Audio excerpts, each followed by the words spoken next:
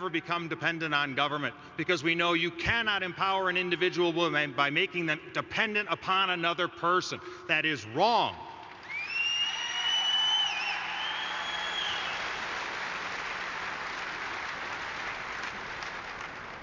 And speaking of dependence, let us turn our eyes to the failed bailout banks on Wall Street.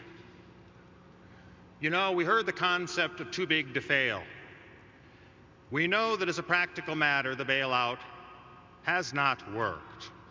We know that because we know that for the first time since the Great Depression, you have seen credit contract in the United States.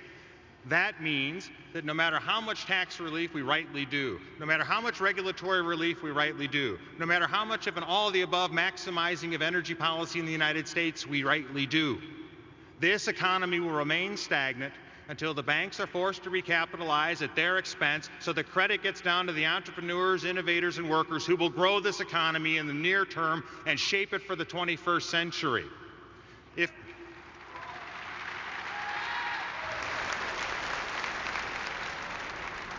And more importantly even than that, you will reaffirm as a free people that we are all equal sovereign citizens, and you should not pay the failure of those banks out of the hard work and the fruits of your labor.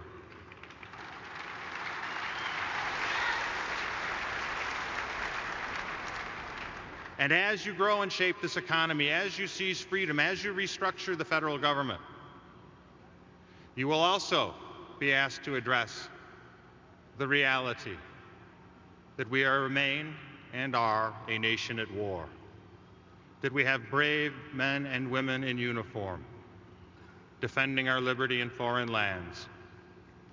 And it is heartbreaking to know that we cannot bring them home as quickly as our hearts wish them to be.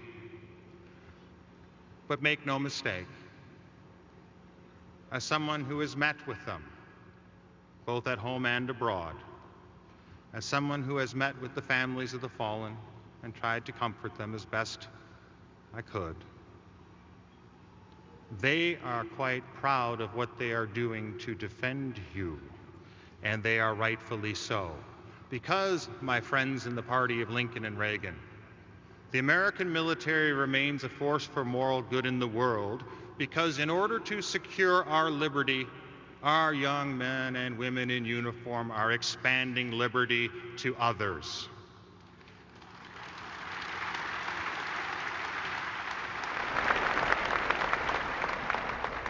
And we will not abandon in a precipitate manner the fruits of their hard work, and we will not abandon those individuals who believed Lady Liberty when she said she would come give them a chance to enjoy the same God-given right to freedom that we enjoy here in our republic.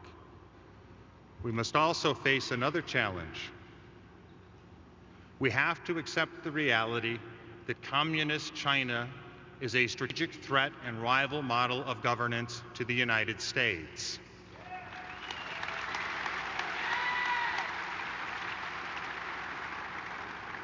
And the reason, as the party of Reagan and Lincoln, we understand, as free people, we understand our liberty, which comes from our Creator, is the foundation of our security and the foundation of our prosperity.